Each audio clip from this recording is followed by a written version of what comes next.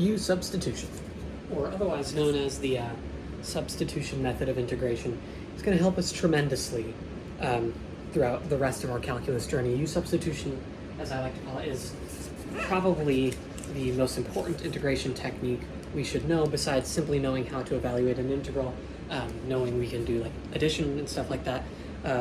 So yeah, outside of knowing what an integral is, substitution is going to be an incredibly valuable tool, right? So let us begin. And also, I promise I am not recording all of these in rapid succession. I know I've been wearing the same shirt for like the past 6 videos, but I promise you, I just have 3 of these shirts, this exact same shirt. So yes, I'm not filming these all at once. I am taking breaks. Cool. U-substitution.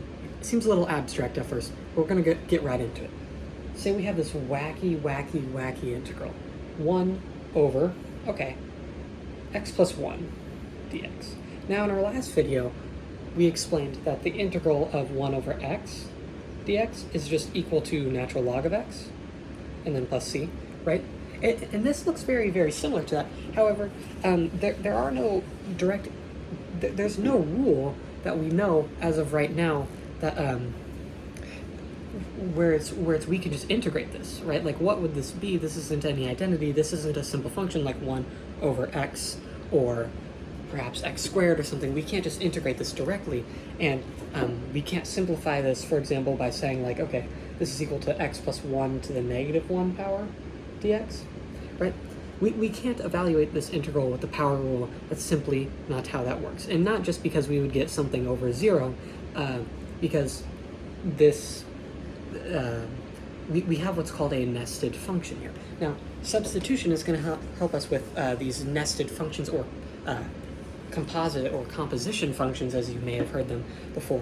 If you were to think any function in which, you know, like let's say we have like variable x, if we were to, and this is equal to like f of x.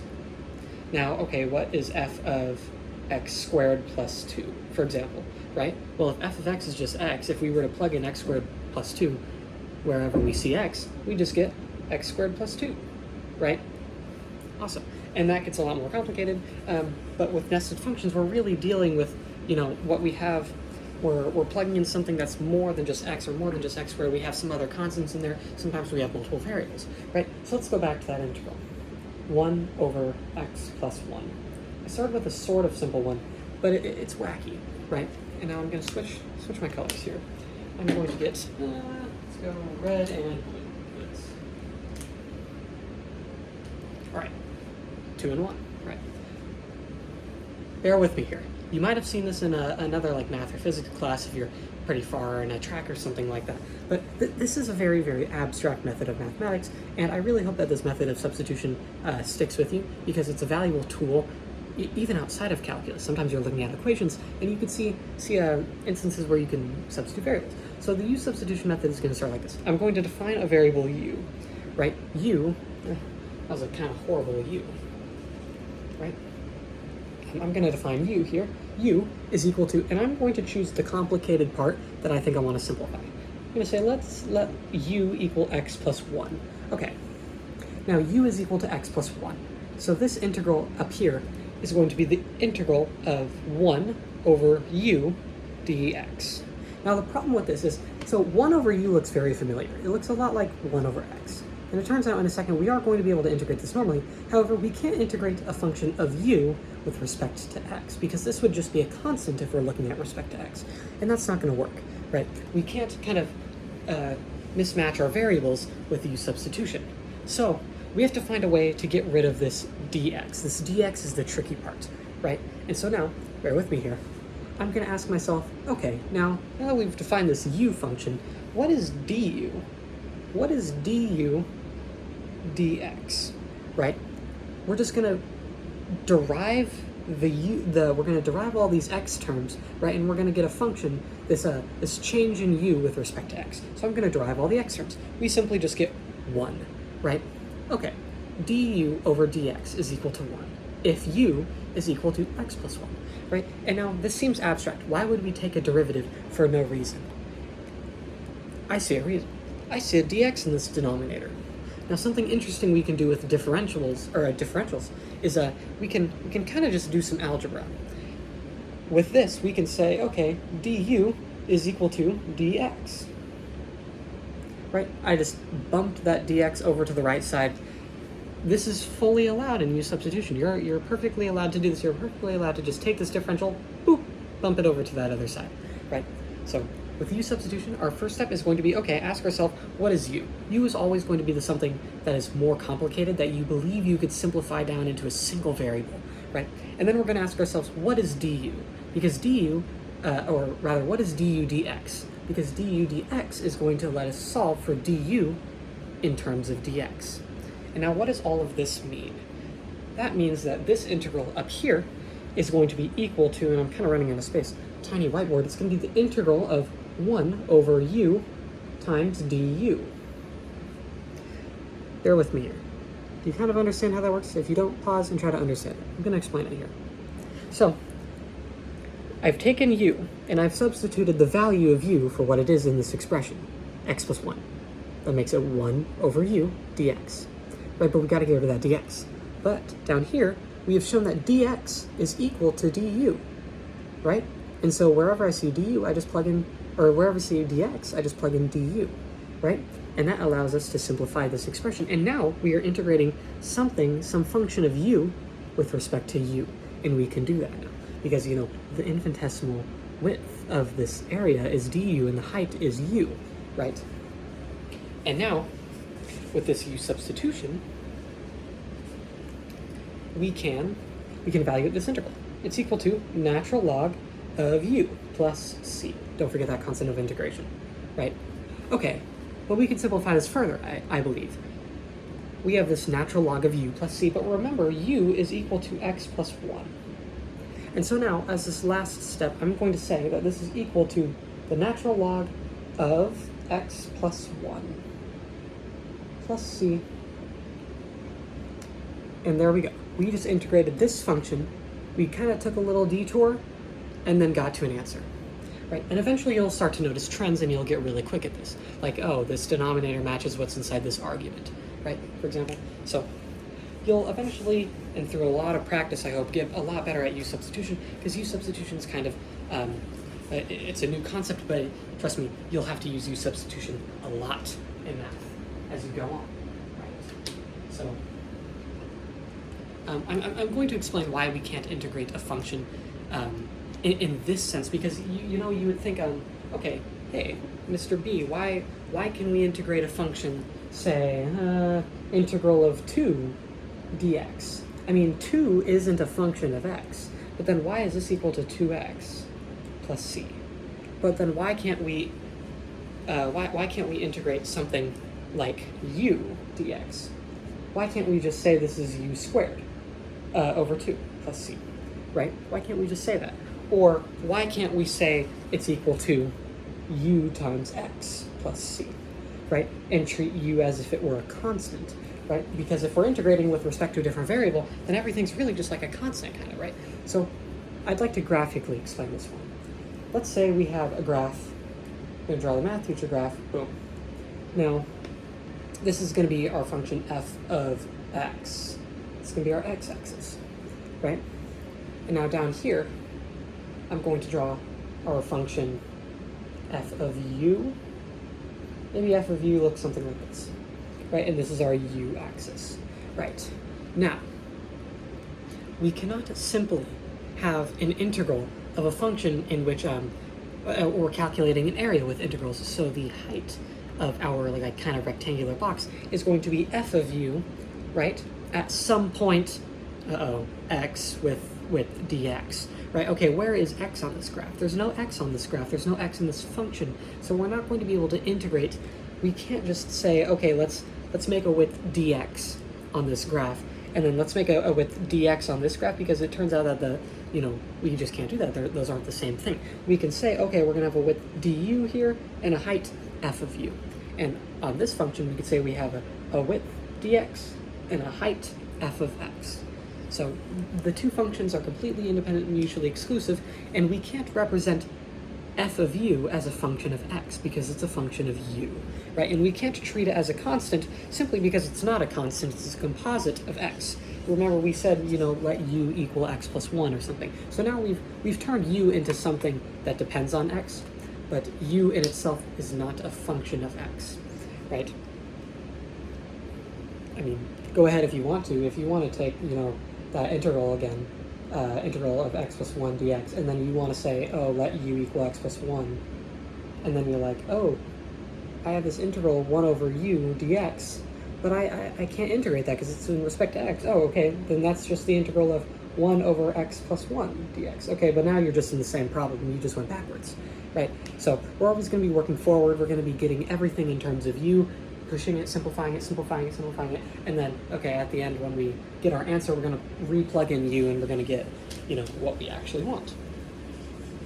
And I am cooking up an example right now in my brain. Sometimes U-substitution is it's a useful tool to skip a lot of work. For example, like this. Integral of 2x times x squared plus 7 squared dx. Right, okay. Now, be my guest. FOIL this out, multiply it all by 2x, and then integrate through just addition. You can do that, but I can do this in probably like 5 seconds with U-substitution. I'm going to say let u equal this, okay, probably this complicated part here, x squared plus 7. All right, now du dx is going to be equal to 2x, which means that du is equal to 2x times dx. Now, this, use a different color here, this part here is our u. Now, du is 2x times dx. Well, we have a 2x right here and a dx over here. And there's no addition separating this. This 2x is multiplied by this dx. So, as such, I claim that this integral is equal to the integral of u squared du. Boom, we just simplified that integral. We don't have to FOIL and then multiply out and distribute and everything. We can just use a U-substitution. And we know this is just equal to u cubed over 3 plus c, right? And we know what u is now. We know u is x squared plus 7, so we're going to go ahead and substitute that in. X squared plus 7 cubed over 3 plus c. I hope you can see my answer there. X squared plus 7 quantity cubed over 3 plus c. Boom. Nice. Okay, now there's one more thing I want to talk about because it's very, very important. Until now, we've been working with unbounded integrals, right? We've just been taking antiderivatives. And as we have seen before, with bounded integrals, there's always an extra step, right? We have to plug in a number, we have to do some extra stuff, but with U-substitution, nothing has changed. Actually, we're adding in one more step. So, let me use green and red for this one. Start with green. Let's go back to, actually, to save us some time and work, let's go back to that original function. That function we just did. 2x times x squared plus 7 squared dx. All right, cool. But this time, I'm going to say, let's let our bounds be from 0 to 2. Right. Now, extra step. We're going to start as usual, and in this, I'm going to do everything that's in terms of u in red, and everything that's in terms of x in green. So, u, I claim, should be equal to x squared plus 7. Again. Now, du dx is again equal to 2x, and as such, du is equal to 2x dx. Boom. Nice. But we have bounds now. We cannot simply say that this is now the integral of u squared du from bounds 0 to 2 because these bounds are in terms of x. These are x bounds. And now if we were to go back to that kind of graph thing, right? This is our like function f of u, and this is the u-axis, right? Okay, now we're going to go on this f of u function from x equals 0 to x equals 2. Now, what does that mean on this graph? Because there is no x on this graph. I can tell you what it means. If we are going from x equals 0 to x equals 2, all right, well, let's come back here. u is actually just a composite nested function of x. U depends on x, f of u, right? So we're gonna have to do an extra step. I claim that we can convert things, bounds in terms of x to bounds in terms of u, right? So we're gonna kind of erase this for a second so I have more space. Okay, if u is equal to x squared plus 7, all right, now if I were to just say, okay, now let x equal 0, what were to happen if I just let x equal 0? We get u is equal to 0 squared plus 7, which is just equal to 7, right? And if I say let x equals 2, we get u equals 4, which is just equal to 2 squared, plus 7, which is equal to 11. Cool. And now these are actually going to be our new bounds. They're not in terms of x anymore, and I just circled them in green, which is probably bad. These are our bounds in terms of u. Now, going back to that graphical example, if we were to integrate this function of u, from x equals 0 to x equals 2, that is synonymous to integrating this function from u equals 7 to u equals 11, right? So that's what we're doing. We're kind of doing like a little transformation here. So we have found out that this integral up here is actually equal to integral from 7, that's a horrible 7, that's an even worse 7, integral from 7 to 11 of u squared du, right? Given that this is our u substitution, right? Now it's always important that you let your kind of like your teacher or something like know what u is, because if you just say this integral is equal to this integral over here, it could kind of get confusing, right? But now let's just integrate. We know how to integrate this. We get u cubed over 3. Now taken from bounds u equals 7 to u equals 11. Right, now there are two ways we can do this, and I want to show you both. From here, I'm actually going to erase everything. This was u cubed over 3 from 7 to 11. Right, two ways we can do this. I can either plug in our upper bound and our lower bound. And I don't know what this number is off the top of my head. I probably couldn't calculate it without a calculator, but it's going to be equal to some number. It's not going to be a function anymore. So what happens is we're going to get a number, and then that's just our area. That's going to be the area of our original function that was in terms of x, right? Because, you know, it's also, it's going to equal the same as the area of our u function with our u bounds. Because we did these u bounds, because we did the u bounds, we transferred to u bounds, we get the same area. If we were to use x bounds, we'd get a totally different number, not the same thing. Or I claim that we can just, convert our u function back into x, right? Remember that u was equal to x squared plus 7. We can say, okay, this is going to be x squared plus 7 over 3. And then we're going to plug in our original x bounds, not our u bounds anymore, right?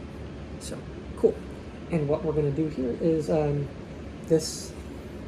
we can compute the area like this now. We can do, okay, that's going to be 4 plus 7 over 3 minus 0 plus 7 over 3, right? And what's going to happen is this is going to equal a number.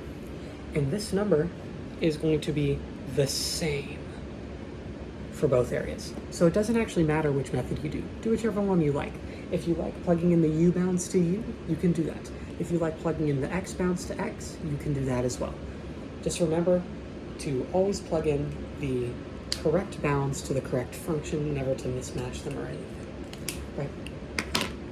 And now, that's really it for my kind of introduction to u substitution. I hope you found this helpful. I'm going to be referencing u substitution a lot. I'm going to use it in a couple of proofs here in a couple of videos. And it's a very, very important fundamental tool for the rest of our calculus lives, for the rest of our lives in general, because we're doing calculus for the rest of our lives. So thank you very much for joining me on this video. I'll see you in the next one. Have a great day.